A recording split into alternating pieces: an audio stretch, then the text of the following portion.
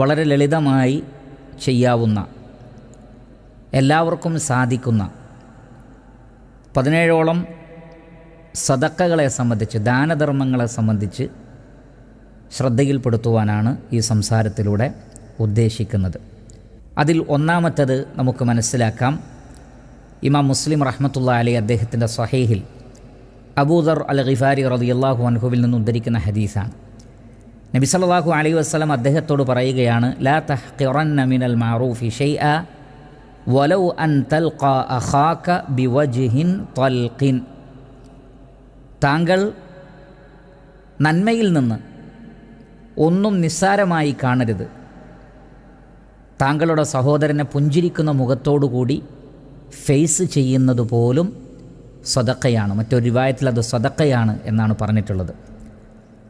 അപ്പോൾ നമ്മുടെ സുഹൃത്ത്